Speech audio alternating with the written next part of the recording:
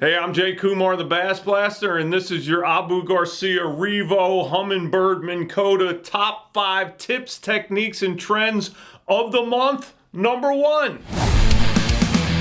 When the Neko rigs all got together this year for their annual conference, the message was, "We will revive this country." Yes, they will. Now, a quick note before getting into this. All you guys who came up fishing before 5 to 7 years ago, maybe think of the Neko rig as the new Texas rigged worm. I'll explain what I mean in a sec. Anyhow, this guy and this guy finished 1-2 at the Bassmaster Classic, and a big part of their arsenal was the Neko rig. By the way, that's Neko, either one's fine. Now, Easton called his Neko rig a sniping bait, meaning he would use it to get fish to commit. But these younger cats aren't just using the Neko rig for that. They're fishing it in wood like at the Classic. They're fishing it in brush. They're catching suspended fish with it, fish on the bottom, and fish suspended in cover. Now, it's kind of an all-purpose bait, just like the Texas rig used to be, or rather still is. But the Neko rig is different in a key way. Now, if you're unfamiliar with it, here are the basics of a Neko rig using Easton Fothergill's classic winning Neko as an example. First, you have your worm, which in his case was a 6.5-inch Strike King finesse worm. For Nekos, pretty much everybody uses some kind of finesse worm or maybe a Senko type stick worm. But now we're seeing baits specifically designed for Neko rigs, like the 7-inch Big Bite Baits Nekorama worm designed by MLF pro Drew Gill. Also, it's worth noting that the Neko rig used to be more of a finesse deal, but now is more of a staple, so the worms are bigger, like that 7-inch range. One example is that instead of fishing the regular size Berkley max scent hit worm, the Berkley guys like the 7-inch magnum size max scent hit worm. Anyhow, then you have your Neko weight, which goes into the fat side of the worm and can either stick out like Easton did in the Classic, or it can be shoved almost all the way or all the way into the worm, like with this VMC Pagoda style weight. And then somewhere between the ends, but not necessarily in the middle, you have your hook. Now, the hook can be hooked through the bait, or more typically, guys will use an O-ring, or one of the newer deals like Rapala's crossover ring, or the G-Crack Neko hack, which is what Easton and other guys like to use with their Neko rigs. Now, the hook is the key part, mostly because the number one reason the Neko rig is being fished so much, other than the fact that bass just like to bite a worm, is that the rig's hookup and landing percentages are very high. Now, the 3 hooks the top pros have talked about the most are the Ryugi Talisman hooks, which is what Easton uses, the VMC Neko hooks, and the Gamakatsu Stinger. Your basic Neko techniques are doing nothing as it falls, let it hit the bottom and gently hop it or drag it, or shake, shake, shake. That's right, shake, shake, shake it on the way down and when it's on the bottom. Except, you know, not your booty, the worm's booty. Number 2. All right, we've seen dice in tournaments, and we've seen homemade dice type baits. It's homemade. Yep, it is. And those homemade deals look a little like those bug type critter baits the Japanese guys have been doing real well with, like such. So don't think for a second that American bait companies haven't noticed and that American pros aren't asking for dice type baits done their own way, because they have noticed and they are. And these American dice or fuzzy bugs or whatever they'll end up being are coming this year. Strike King was first out of the gate this year with a 12-sided dice bait known as a dodecahedron. Now, I heard there was a shouting match at Strike King over whether to name it that, but they settled on the tumbleweed. Here's former Dangerous Man Jamie Caldwell with the down low on it. This is a 12-sided dice bait. It's got 10 strands of skirting material through it, and what's unique about our skirting material is it has these bumps on here. It's like an air trap technology. So when you throw it in the water, it's gonna grab some air. When it's down there the first time it moves, it's gonna release that air to give it more of like a live feeling. Also, because of those bumps that are on there, it makes this bait a little bit more rigid. So the strands aren't easily gonna be able to pull out, so it's gonna last you even longer. It is 12-sided. You got material through 10 sides, so you have 2 open sides, which are great places for your Neko weight or where you want to run the hook. And it's going to be offered in 2 different materials. So it is a salted and an unsalted, which is going to change up that fall rate. So obviously the unsalted, it floats on its own, but it will have that slower fall rate once you put any weight or hook in it. And then the salted version is going to give you that faster fall rate. Whether it's the tumbleweed, a dice, or a bug, you're going to want to Neko that thing or fish it weightless, even in like 20 feet if you've got the patience for that. Or you drop shot it. So far, those are the main ways to fish these things, but who knows what the guys might figure out, or you, depending on what new baits come out. So if you just spent money getting your jig head and minnow supplies all good, now you might have to lay out some cashish for some dice and fuzzy bugs. Yes, it is insane, but just wait till you hear about the next deal. Number 3. But we all have a purpose. Yes, you do, little shrimp, and if we were talking salty fishing, we'd all know what that purpose was. But bass fishing? Well, guess what your backup forward-facing sonar bait might need to be?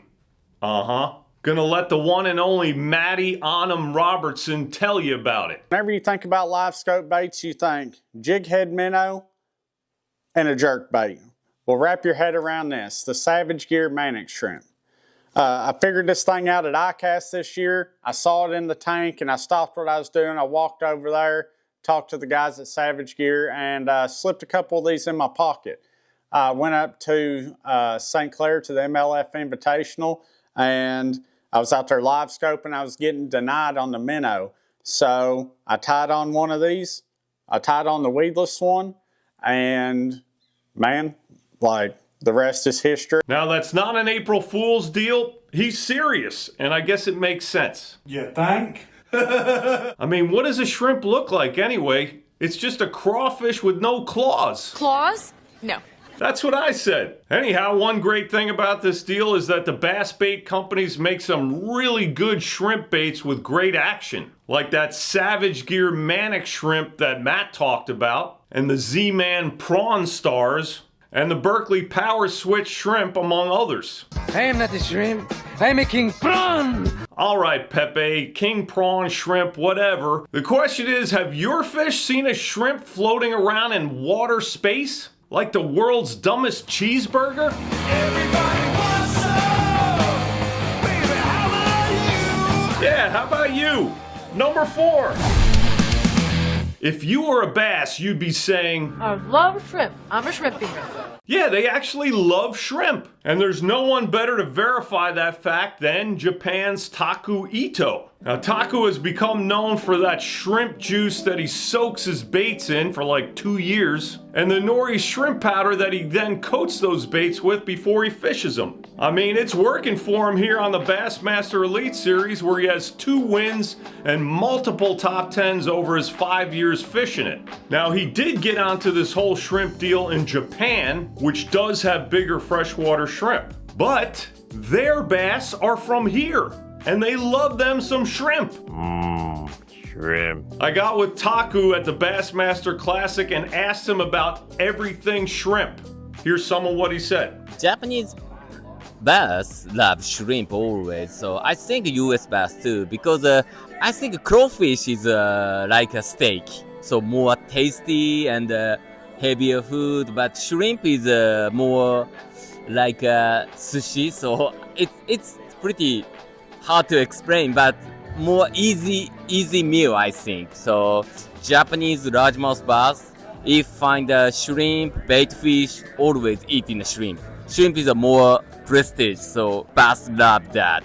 Easy meal. Man, I thought that was great info, but what he didn't mention was how shrimp are so versatile. Coconut shrimp, pepper shrimp, shrimp soup, shrimp stew, shrimp salad, shrimp and potatoes. Yeah, man, shrimp with lobster sauce, garlic, honey shrimp. I'm hungry now. Number 5. A scrounger. That's right, a scrounger. What's that? It's this. That's one of the baits Dustin Connell fished to win the recent MLF Redcrest Championship.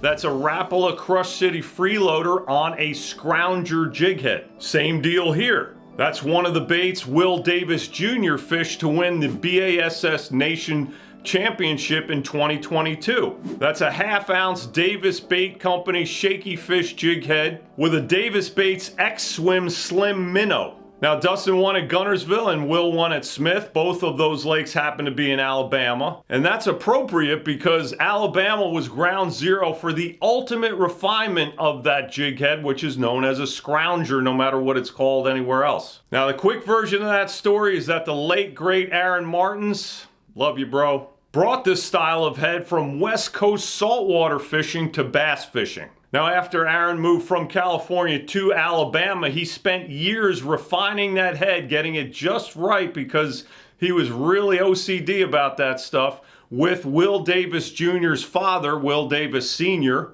owner of Davis Bait Company. Here's what Aaron said about it at the time. Scroungers we have now today with William Davis are the best scroungers I've ever had.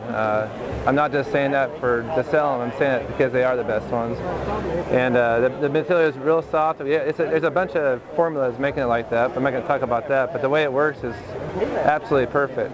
Now, years later, Aaron and Picasso Lures came out with another scrounger type head called the Sujin, I think it is. I'm not sure if I'm pronouncing that right. Now, how do you fish it? Well, first, make sure that bait is on there dead straight. Second, make sure the whole rig swims right in the water. You'll know if it's not. It's kind of like a crankbait. It just needs to come back at you straight. And if it's not right, try adjusting that bill till it is right. From there, you can either just straight reel it, fish it along the bottom, fish it through current, or fish it along dam walls like Dustin did at Red Crest, or bluff walls. And if the plastic on your scrounger head turns that golden or brownish color like Dustin's, word is that's how you know the plastic on that bill is right, meaning Aaron approved. Now, there's a few options of this style of head out there, and they catch fish. They catch fish of all species, and they win tournaments. So, That's not all of it.